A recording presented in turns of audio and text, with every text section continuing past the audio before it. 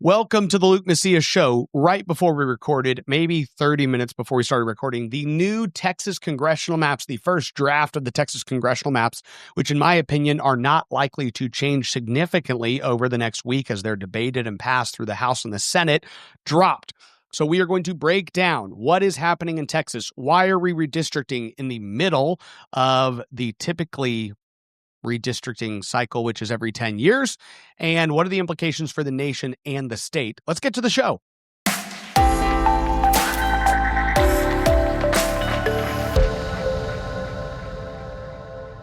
Some of you might be asking yourself, well, why can Texas redistrict and get 5 new Republican congressional districts, but California can't just respond in kind and give themselves 5 new Democrat districts? Why can New York and Illinois and these other blue states not just punish us with the same level of political resolve? And here's why. Because they already had that level of political resolve when they redistricted their maps in 2021. You see, Democrats, when they redistrict, actually try to use every bit of power they've been given to put themselves in as strong as possible as they can to enact their policy agenda, which is to keep political power.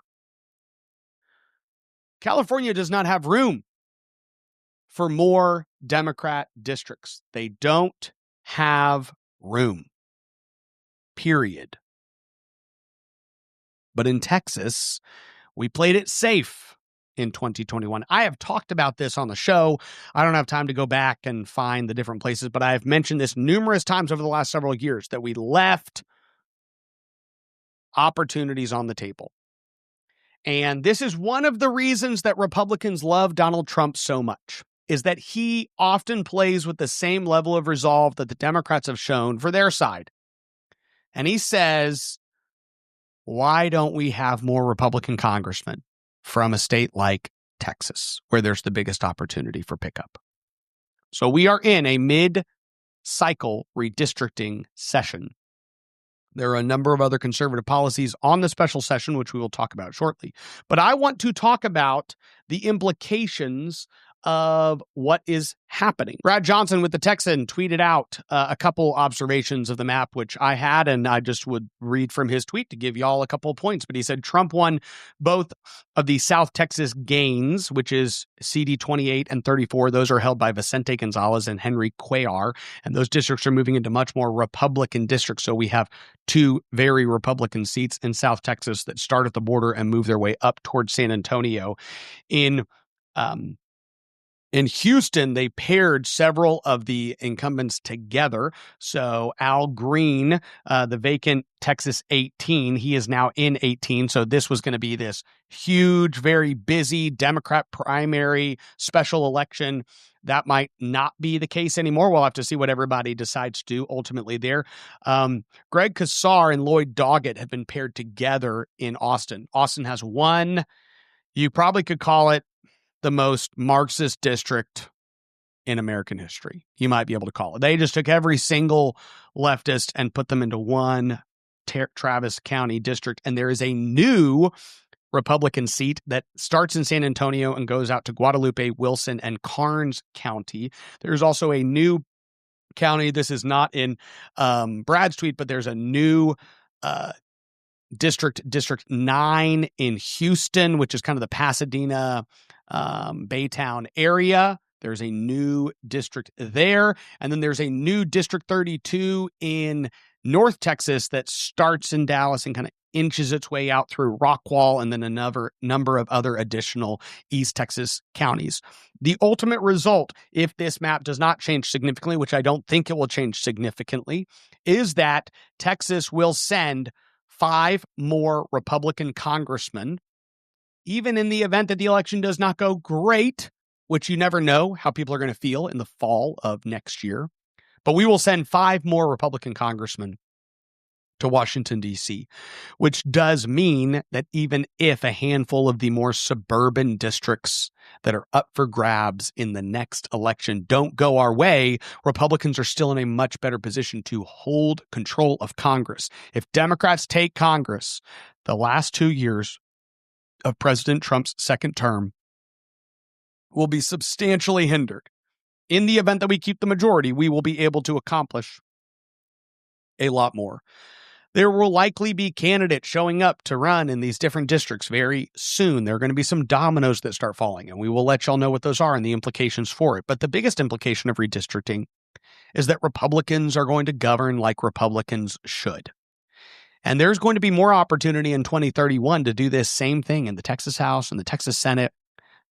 Judge Tim O'Hare just did this in Tarrant County. He took 2 county commission districts and made 3 Republican county commission districts and only 1 Democrat district. That is how Republicans should govern.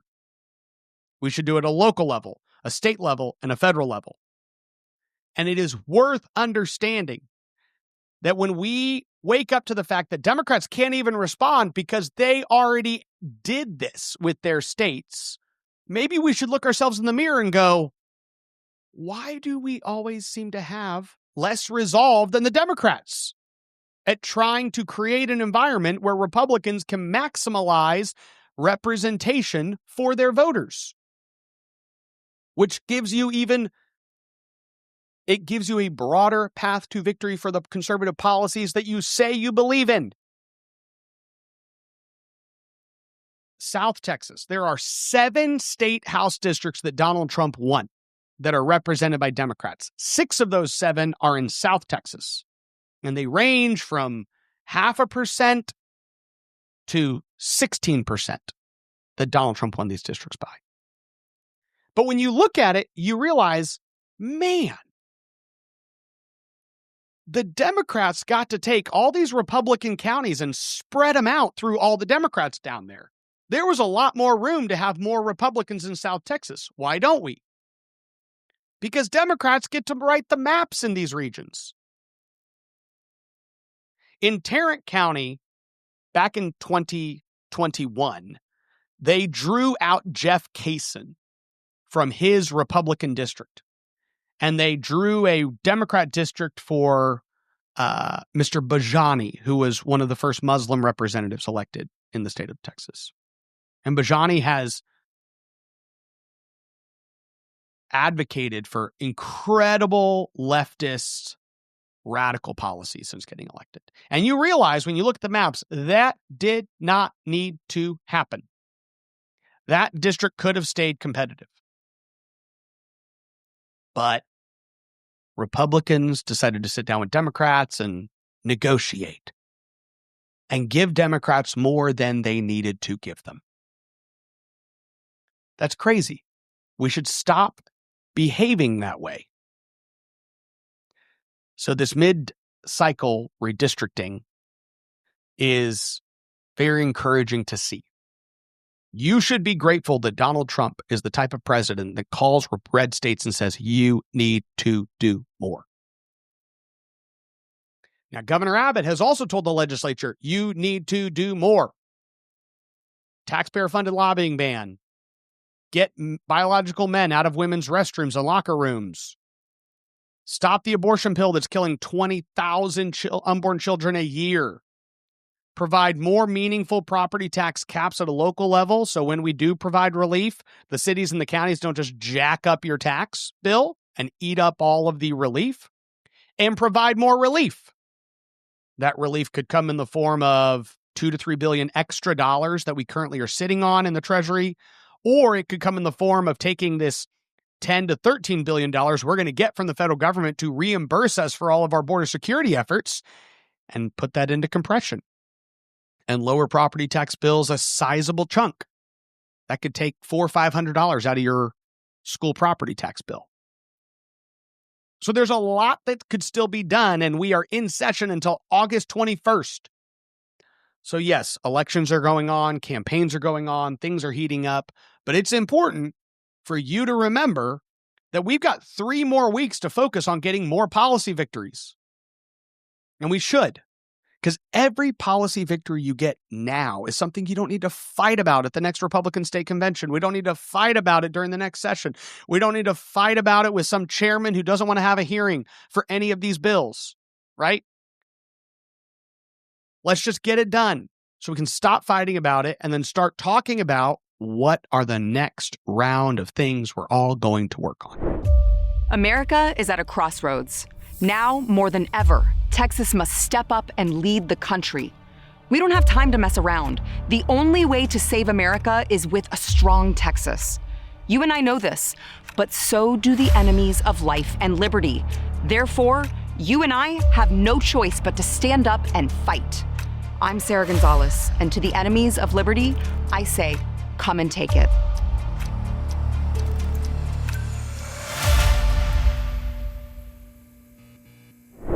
In closing today, I wanted to talk about something I've been thinking about when it comes to the future of Texas and where we are headed. I was 10 years old when Governor Rick Perry ascended to the governor's office. 10 years old when he was sworn in as a governor of the state of Texas. And I was 25 years old when Governor Perry and Lieutenant Governor Dewhurst left office, and Lieutenant Governor Dan Patrick and Governor Greg Abbott took office, 25 years old. Now, those of y'all who know my timeline would know that I had been building my political consulting practice from 21. So I spent 4 years under the Governor Rick Perry, Lieutenant Governor David Dewhurst kind of regime, politically speaking. When my dad ran for the legislature in 2006, David Dewhurst and Governor Perry were there. So I spent a decent amount of time in that political environment. But from 25 to today, it's been Governor Greg Abbott, Lieutenant Governor Dan Patrick. And they're both running for re-election. And I think they both will be reelected, not only in the primary, but in the general. And I think they'll both be sizably reelected in their respective positions, which will mean that at the end of this next term, when both of them are deciding whether or not they want to run for another term or leave, I will be 40 years old. I was 25 years old when they swore in, and I will be 40 years old when they are leaving, 40 to 41, technically. It is probably unlikely that Governor Abbott and Lieutenant Governor Dan Patrick in 2030 will both run again. I would just say it's unlikely. But they will have both been the longest serving governor and lieutenant governor in Texas history. But we have to actually recognize the fact that Rick Perry, before Abbott, was the longest serving governor in Texas history himself. So the norm for my lifetime has been very long serving governors. And this gets us to this conversation that I think we all need to be having about 2030. Miriam Adelson, who owns Las Vegas Sands, is probably, almost certainly, intending to drop $50 million in 2030 on the governor's race, if it's an open seat, and $50 million on the lieutenant governor's seat, if it's an open seat. Because she wants the exclusive right to pillage the state of Texas, specifically the DFW area. You have forces that are seeking to advance harmful policies to Texas that believe that if they can just have a governor and lieutenant governor that will flex their muscle for their very bad agenda, that they could get what they want. You have other moderate forces in Texas who want to slow down the conservative trajectory that the state is on. And yes, we are going to have battles that are just around the corner. We have a battle we're in right now in the special session, and we will have a next election cycle, and we'll have all these congressional seats that open up, and we will have local races that are happening. I was talking last night at dinner with somebody who was talking about their local county judge race and how it's heating up. Their county judge, who's a Republican, has raised taxes significantly, property taxes. So it makes sense that he's going to have an opponent. So there's these battles right around the corner. But I try to, at times, sometimes give y'all the immediate perspective and the long-term perspective. And I just want each of you thinking about the fact that we have a handful of individuals, even ones like Miriam Adelson, who don't even live in the state of Texas, that would happily spend $100 million to try to buy the next governor and lieutenant governor. Whoever is the next governor and lieutenant governor, if those seats are open in 2030, will likely be the governor and lieutenant governor, at least based on recent history, well into my 50s. And that just puts perspective on the impact that the next 4 years and the 12 to 16 years preceding that will have on where Texas goes. That's the conversation that we need to be having.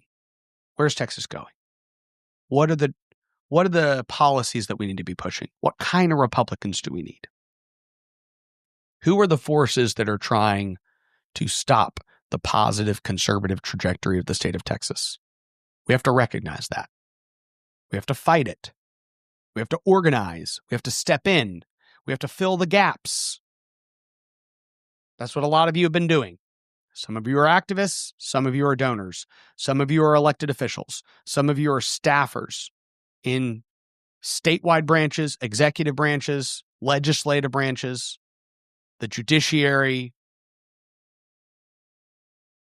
But I hope all of you have a little bit of time to just slow down and go, wow, there are some people who have ill intentions for the state of Texas. And it could be the case that in 2030, in the event, I know we're getting ahead of ourselves, but in the event that Governor Abbott and Lieutenant Governor Patrick don't run for re-election, that there are people who will drop $50 million on each of those seats just to try to buy somebody who will help them advance very harmful policies for the state. The stakes are high. It's the state of Texas. And that's what we fight for every day. And I get to fight for it in a small way every week when I come to you. And I'm grateful that you tune in. And I hope you share this with your friends in Texas and tell them, let's get more engaged. And if you want to know how to get more engaged, go to lukemacias.com. Just send me a message. Tell me what you care about, where you're at. Love to plug you into more stuff. I get to do that every week with different people all around the state. Love seeing it. We all need to be getting more engaged. May God bless you, and may God bless the great state of Texas. Be sure to subscribe to Texas Scorecard on YouTube and click that bell to ensure you're a real Texan. If you liked this video and want to see more citizen-driven journalism, be sure to click like and go to texasscorecard.com to read about all things Texas. Texas Scorecard, real news for real Texans.